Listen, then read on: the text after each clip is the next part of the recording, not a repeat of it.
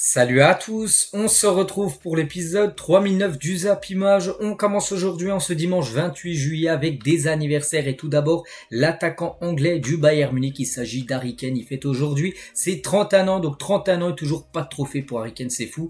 Et également un autre anglais, c'est Emile Smith-Rowe, joueur de Arsenal, il va certainement être transféré là dans les prochains jours du côté de Fulham, il fête aujourd'hui ses 24 ans. On continue, on va parler maintenant de ce qui s'est passé lors de la journée d'hier par rapport aux Jeux Olympiques sur le tournoi homme et tout d'abord le Maroc contre l'Ukraine. Et le Maroc, après avoir battu l'Argentine lors du premier match, pour eux, ils ont gagné 2-1.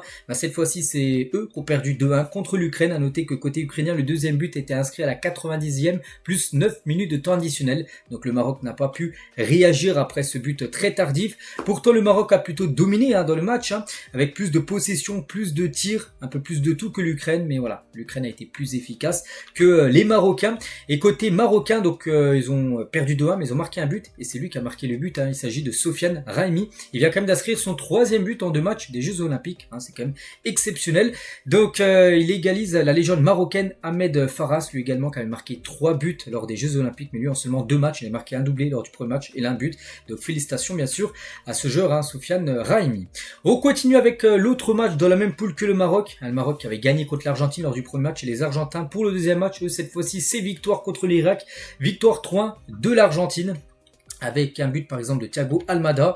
Donc bon, j'ai pas vu le match, mais là il n'y a rien à dire, les statistiques totalement en faveur de l'Argentine, avec plus de possession, plus de tirs cadrés, 8 tirs cadrés et 3 buts inscrits par l'équipe argentine. Donc logiquement victoire. Et du coup ce classement de ce groupe B, il reste plus qu'une journée, parce que toutes les équipes ont joué 2 matchs, et regardez, c'est simple, toutes les équipes sont à 3 points, l'Argentine, l'Ukraine, le Maroc et l'Irak, qui est 4e avec 3 points, mais peut toujours bien sûr se qualifier. Voilà, parce que après ce sera le goal average qui est important, et pour l'instant c'est l'Argentine. Ils ont perdu peut-être 2-1 le premier match, mais là ils ont gagné 3 hier, donc ils sont plus en goal average. Donc ça nous fait penser un petit peu à ce groupe-là, le groupe de l'Euro, le groupe E avec la Roumanie, la Belgique, la Slovaquie et l'Ukraine. Pareil, avant la 3e journée, toutes les équipes étaient à 3 points, donc lors du les derniers matchs, il y avait également 2 matchs nuls, ce qui avait fait 4 points pour chaque équipe, et là ça peut peut-être être la même chose les gars, donc on saura les équipes qui gagneront bien sûr les derniers matchs, seront sûrs d'être qualifiés pour la suite du tournoi. Et du coup ça sera un Maroc-Irak pour la dernière journée, et un Ukraine-Argentine. Donc voilà, je vais dire, si le Maroc et l'Argentine s'imposent, seront qualifiés. Si c'est les autres, ça sera les autres équipes qui seront qualifiées. S'il y a des matchs nuls, on regardera le goal average. Et pour l'instant, c'est l'Argentine qui est très bien classée, on peut dire, par rapport au goal average. Un autre groupe, le groupe de l'Espagne. L'Espagne jouait contre la République dominicaine, et victoire 3-1 des Espagnols, donc parfait. À noter que le joueur du FC Barcelone, Fermín López, a été buteur, gros match de sa part. Bon, l'Espagne, c'est un match à sens unique, plus de 20 tirs, 9 tirs cadrés pour l'Espagne, 3 buts inscrits. Donc la République dominicaine, c'est une frappe cadrée. En plus, ils ont marqué. C'est Arnaud Tenas, le gardien, il n'a pas fait un seul arrêt du match. Mais voilà, belle victoire, bien sûr, de l'Espagne. Et officiel, l'Espagne est en quart de finale de ces Jeux Olympiques avec 2 matchs, 2 victoires, 6 points pris sur 6 possibles. Voilà, carton plein de l'Espagne qui avait déjà été impressionnante lors de l'Euro. Et même les jeunes, les gars, sont impressionnants lors de ce tournoi des Jeux Olympiques. Donc victoire 2-1 contre l'Ouzbékistan, une victoire 3-1 contre la République dominicaine. Un autre match, c'était l'Égypte contre l'Ouzbékistan, dans la même poule que l'Espagne et la République dominicaine. Et du coup, concernant ce match, c'est l'Égypte qui s'est imposée 1-0. Voilà, une victoire très importante. On peut voir que c'était serré, les 11 tirs pour les deux équipes, 3 tirs cadrés pour les deux équipes. Et c'est l'Égypte qui a été plus efficace. Et du coup, ce classement, l'Espagne a 6 points déjà qualifiés. L'Égypte 4 points, donc un match nul suffit bien sûr pour l'Égypte pour se qualifier pour les quarts de finale. Et entre la République dominicaine et l'Ouzbékistan, ça sent mauvais, on peut dire, pour la qualification. Il y avait également les États-Unis contre la Nouvelle-Zélande. Les États-Unis se sont imposés hier soir 4-1, donc belle victoire bien sûr des Américains. Et à noter que le Paraguay s'est imposé 4-2 contre Israël. Également lors d'un match du tournoi Jeux Olympiques Hommes qui s'est déroulé également hier. Et concernant le classement les gars, donc le Japon et le Mali, donc on va voir le classement et le Paraguay actuellement à la 2e position. On continue donc aujourd'hui, programme c'est le tournoi olympique mais féminin. Donc par exemple le Brésil contre le Japon, il y aura la Colombie qui avait perdu contre l'équipe de France 3-2 lors du premier match, jouera contre la Nouvelle-Zélande. Donc les Françaises reçoivent le Canada ce soir, et un beau États-Unis-Allemagne, c'est une grosse affiche comme dans le football féminin. On parlera bien sûr de ces résultats demain lundi. On continue avec d'autres rencontres maintenant, mais des matchs de club, des matchs amicaux, des matchs pour préparer la saison future. Et Tottenham joue un match contre Vissel Kobe L'ancien club d'Iniesta, je crois qu'il a quitté cette équipe japonaise. Et Tottenham s'est imposé 3-1 avec un but de Porro, un but de Moore et un but d'Hugminson qui a été buteur lors de cette rencontre. A noter aussi que Saint-Etienne s'est imposé, je contre Villarreal, c'était une grosse affiche comme une équipe de Liga. Et Saint-Etienne s'est imposé 3-1 lors de ce match amical. Concernant Reims, il jouait contre une équipe de 2e division japonaise, Shimizu, et défaite du stade de Reims 3-0. Grosse défaite quand même pour l'équipe de Reims. Concernant Lens, ils ont joué 2 matchs hier contre l'FC Utrecht avec 2 équipes différentes. Donc premier match, ils ont perdu 2-1 et le deuxième match a été gagné 5-4. Voilà, enfin 2 matchs où il y a eu énormément de buts. Concernant l'Olympique de Marseille, ils ont battu Pau, une équipe de Ligue 2, en match amical, victoire 3-0. Regardez qui a été buteur, Mason Greenwood. Il a inscrit tout simplement son premier but du côté de l'OM. Oui, c'est un match amical, mais c'est un but, ça va lui donner beaucoup de confiance. Donc Enrique Bacola, les gars, c'est un tout jeune joueur, il a 16 ans, il a été également buteur avec l'Olympique de Marseille. Concernant Toulouse, il jouait contre l'AS Roma, c'était également un match amical et Toulouse s'est imposé 1-0. Voilà, donc félicitations bien sûr aux Toulousains. On continue les gars, on va parler maintenant un peu mercato et on va parler de ce joueur parce que même Fabrizio Romano le dit, ça y est les gars, João Neves va bien rejoindre le Paris Saint-Germain. Donc João Neves sera un joueur du PSG, l'objectif du club de la capitale est de conclure le deal et annoncer le joueur la semaine prochaine, début de semaine. Aujourd'hui on est dimanche, donc peut-être demain lundi, mardi j'en sais rien, j'ai pas le jour exact, mais il va bien signer du côté du PSG. Tout le monde le dit, Fabrizio Romano, il le dit, donc il a des infos bien sûr. Il y a Fabrice Hawkins aussi, quelqu'un de très bien renseigné aussi sur le mercato. Donc montant du transfert inférieur bien sûr à 100 millions d'euros. On parle beaucoup de 70 millions d'euros, plus peut-être des bonus. Donc voilà, il va signer 5 ans du côté du Paris Saint-Germain. Donc voilà, il va débarquer. En gros, lui, il a le même style de jeu que Vitinha. Voilà, ça va faire 2 Vitinha, on peut dire, du côté du PSG. Donc il a 19 ans. Il va rejoindre là, le Paris Saint-Germain normalement début de semaine prochaine. Concernant le sens inverse, parce qu'un joueur du PSG va quitter le club pour aller au Benfica, c'est peut-être dans l'accord avec João Neves, c'est Renato Sanchez. Et Benfica négocie avec le PSG pour un retour de Renato Sanchez. Son transfert devrait être séparé de celui de João Neves. Bon, c'est ce qui se dit actuellement, mais je pense que c'est quand même, c'est impliqué dedans, bien sûr. João Neves arrive au PSG et Renato file du côté du Benfica plus une somme bien sûr d'argent. Donc voilà, Renato, il avait été exceptionnel. Son club formateur c'est le Benfica avant qu'il parte au Bayern. On se souvient, c'était en 2016 où il avait gagné l'Euro. Donc on espère qu'il va retrouver sa forme dans le passé parce qu'il y a eu beaucoup de blessures. Renato, je pense que c'est une très bonne nouvelle pour lui de retourner du côté du Benfica. Mikel Arteta, du côté actuellement des États-Unis, Arsenal qui va jouer quelques matchs sur le sol américain et fixe l'objectif d'Arsenal pour obtenir le titre cette saison. Arsenal, n'oubliez pas, ils ont failli gagner la titre, ils étaient champions à Noël. Puis à la fin, ils sont un peu effondrés. City est passé comme souvent devant eux. Il a dit 114 points, c'est l'objectif d'Arsenal la saison prochaine. C'est simple, si tu as 114 points, c'est que tu as gagné les 38 matchs. Donc c'est sûr, si tu as gagné toutes les rencontres, tu es sûr d'être champion. Il a dit, si nous faisons cela, nous gagnerons le championnat à coup sûr. C'est l'objectif. En gros, de gagner les 38 rencontres de Première Ligue. Et voilà, on sait que c'est très compliqué, bien évidemment. Voilà, déjà faire une saison invaincue qu'ils ont déjà fait lors des Invincibles en 2003-2004. Mais voilà, gagner 38 matchs sur 38, c'est encore du jamais vu, bien sûr, du côté, même dans le football, je pense, moderne. On continue, les gars, on va parler de ce joueur, c'est officiel, Danny Simpson, l'un des héros du Leicester 2015-2016, qui avait remporté le championnat. Ça a été quand même un énorme coup. Il prend sa retraite. C'était le titulaire indiscutable de Ranieri, le coach de Leicester, lors de cette année-là, au poste d'arrière droit. Donc voilà, en gros, il dit stop, en gros, à sa carrière de footballeur. On va parler de ce joueur. Donc l'idée d'une absence annoncée de 7 mois pour Ney El Ayanoui a étonné à Lens après son transfert capoté à Monaco, pour un problème lié à une entorse sur un genou, parce que ce joueur devait partir du côté de Monaco. Donc il y avait les médecins de Monaco pour faire sa visite médicale. En gros, il avait un problème au genou. Puis en gros, du côté de Lens, ils comprennent pas en gros comment il peut être en gros, parce que Monaco, ils ont dit en gros il a une absence au moins de 7 mois. Alors que Lens, ils comprennent pas. Le club a mandaté 3 chirurgiens pour avoir des avis et aucun n'a évoqué une telle issue. Le joueur devrait continuer normalement sa rééducation sans passer sur une table d'opération. Il fera son retour à l'entraînement très prochainement.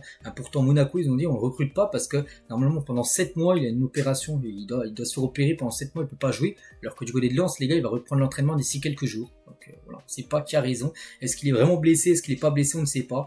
Mais voilà, une chose qui est sûre, c'est que son transfert à Monaco a capoté. Concernant le coach de Bordeaux, c'est que Bordeaux a descendu. C'est une catastrophe. En National 1, pour l'instant, il pourrait être rétrogradé également en National 2. Et le coach Albert Riera va quitter Bordeaux. L'entraîneur espagnol va retourner à Celje en Slovénie. Donc, tout est dit concernant le coach de Bordeaux. Jean-François Vulliez, ancien formateur de Mikotadze, explique pourquoi Lyon ne l'a pas gardé à l'époque quand il était au centre de formation. Il a dit qu'il était de la génération Cacré, Gouiri, Kalulu, Balouli et Barda. Ils étaient très immatures, ce n'était pas facile pour lui. C'était un petit gabarit, plutôt petit de taille, il n'avait pas beaucoup de temps de jeu. À l'époque, par exemple, il était en dessous de William Goebbels, c'est un joueur maintenant, je crois qu'il est parti à Monaco, je ne sais plus trop où il joue ce jour-là. Bref, donc en gros, là, c'est un joueur, bien sûr, qui savait il avait les qualités, mais voilà, en gros, il y avait plein d'autres joueurs qui étaient au-dessus de lui, tout simplement. Et c'est pour ça qu'il avait dû quitter l'équipe de Lyon. Mais bon, il a fait son retour, on sait maintenant, c'est officiel du côté de l'OL. La FIFA sanctionne l'équipe féminine du Canada suite à l'espionnage des entraînements de la Nouvelle-Zélande avec un drone. Retrait de 6 points dans le tournoi olympique pour l'équipe du Canada. C'est terrible, on peut dire, elles sont éliminées.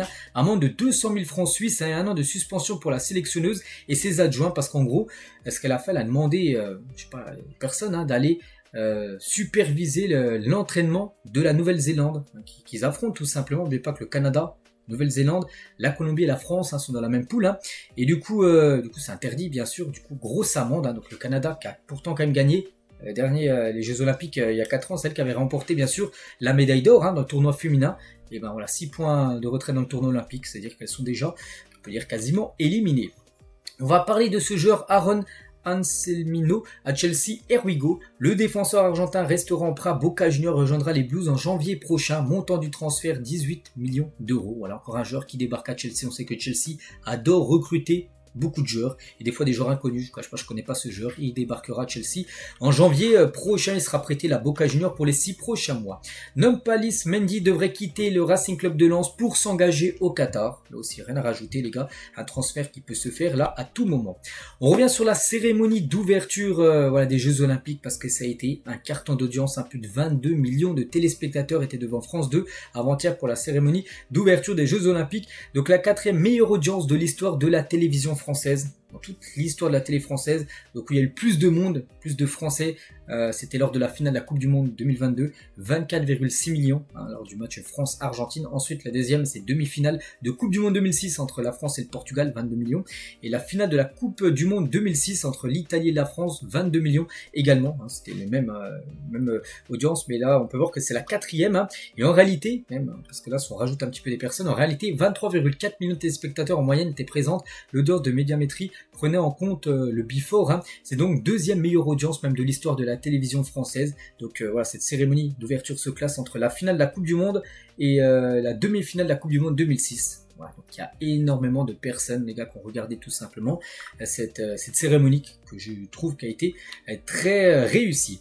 On continue, on va parler de l'Inter Miami, le club où joue par exemple Léo Messi, par exemple, cible également Antoine Griezmann. La franchise floridienne souhaite en faire le remplaçant de Léo Messi, dont le contrat expire en décembre 2025. On ne sait pas ce qu'il va faire Messi en décembre 2025. Peut-être il restera, peut-être il partira, on ne sait pas. Et voilà, donc il y a les Los Angeles FC intéressés, l'équipe où joue Lloris ou même Giroud, mais également l'Inter Miami, intéressé par Antoine Griezmann. Concernant le défenseur marseillais Samuel Gigot, est dans le viseur du LOSC qui recherche un défenseur central pour succéder à Leny Yoro, qui a quitté le club, pourquoi pas. Gigot qui devrait quitter Marseille parce qu'il ne rentre pas dans les plans de Roberto De Zerbi. Concernant Kurzawa, actuellement libre depuis son départ du PSG le 30 juin dernier, ça va bientôt faire un mois, tiens, 3 jours. Donc il a visité les installations de l'AS Monaco. Donc j'ai pas dit qu'il allait signer à l'AS Monaco, mais il est revenu s'entraîner à Monaco pour garder du rythme et essayer de trouver un nouveau challenge. N'oubliez pas qu'il joue à Monaco avant de signer du côté du Paris Saint-Germain. Zinedine Zidane dans le métro parisien pour... n'oubliez pas qu'il a porté la flamme, c'était avant-hier. C'était sa première fois, a-t-il confié. Voilà, dans le métro parisien, parce que voilà, Zidane, quand il voyage, soit sans taxi, soit c'est, je sais pas en quelle location, enfin quel moyen de transport, mais il n'était jamais venu dans le métro parisien, c'était sa première fois pour Zizou. Ricardo Calafiori est en direction de Londres pour s'engager avec Arsenal. Regardez, une photo de Fabrizio Romano, on peut voir Calafiori avec ses agents. Donc voilà, peut-être aujourd'hui dimanche, peut-être demain, peut-être début de semaine demain en gros, ça sera officiel. On parle d'un transfert de 5 ans pour le joueur et de 40 millions d'euros que devrait recevoir l'équipe de Bologne. Lui, c'est officiel, c'est Robin Lenormand, quitte la Real Sociedad et signe du côté de l'Atlético Madrid. J'ai pas le prix du transfert, dès que je l'ai, je vous le montrerai dans les jours futurs. On parle d'un transfert aux alentours des 35 millions d'euros. On va parler d'Hendrick parce que hier à midi, pétante et précise. Hier, le 27 juillet, c'était la présentation d'Hendrick. Donc voilà, grosse présentation. C'était également au Bernabéu. Il y avait pas mal de monde. En tout, il y avait plus de 47 000 personnes. Il y avait même moins de monde que lors de la présentation de Mbappé où il y avait plus de 85 000 personnes. Mais là, il y a au moins 47 000 personnes pour Hendrick, nouveau joueur du Real Madrid. On peut voir ses parents bien sûr en larmes par rapport à la fierté bien sûr, qui sont fiers de voir leur fils signé du côté du Real Madrid. À seulement 18 ans, il a fêté ses 18 ans il y a quelques jours et ça y est maintenant, il est officiellement et 100% un joueur du Real. Donc il est en pleurs, regardez, beaucoup d'émotions pour le jeune Hendrick. Donc on lui souhaite bonne chance, il aura une énorme concurrence avec bien sûr du Mbappé, avec du Vini, avec du Rodrigo, avec du Bellingham, avec du Brahim Diaz, avec du Arda Güler. Voilà, c'est tous ces joueurs offensifs du côté du Real. Les meilleurs joueront, on espère pour lui. Donc ça sera une réussite. Donc ça sera le numéro 16, voilà, c'est officiel, c'est le 16. Et par exemple, les derniers détenteurs du numéro 16 du côté du Real. Donc il y a eu Odriozola, il y a Jovic, Mayoral, Rames Rodriguez, Kovacic et Lucas Silva. Voilà, les derniers numéro 16 du côté du Real. Et là, maintenant, c'est Hendrick qui prend ce numéro. Donc voilà, concernant le nouveau joueur, bonne chance à lui. On va parler de Noni Madueke. Donc un joueur de Chelsea sur le retour d'Enzo Fernandez à Chelsea, vous savez, par rapport à la polémique du champ après la Copa América. Donc il a dit c'est quelque chose qui reste entre nous, les joueurs, Enzo va revenir et rejoindre l'équipe, tout ira bien. Il a dit que l'affaire est close, peut-être ils parleront entre eux, mais ils veulent pas que ça s'étale, on va dire, dans la presse. Donc voilà, c'est ça qu'Enzo Fernandez reviendra bientôt à l'entraînement, d'ici à peu près une dizaine de jours, il sera de retour à l'entraînement à Chelsea. Mohamed Camara est proche de s'engager définitivement du côté de Al Sadd à une équipe au Qatar. Les négociations sont très avancées entre les différentes parties, donc il devrait quitter Monaco direction le championnat du Qatar. Concernant le Real Madrid avec Kylian Mbappé, le Real a emprunté 130 millions d'euros à la banque pour payer les salaires et primes de Kylian Mbappé le 30 juin 2024, juste avant le premier versement des salaires de la nouvelle équipe première. La trésorerie madrilène s'établissait à 82 millions d'euros. Il s'agissait du niveau de trésorerie le plus bas du club depuis 20 ans. Voilà. Concernant Kylian Mbappé, ils ont dû faire un emprunt, en gros un crédit à la banque. Bon, je pense que ça va vite remboursé puisque le Real, financièrement, bien sûr, ils savent ce qu'ils font.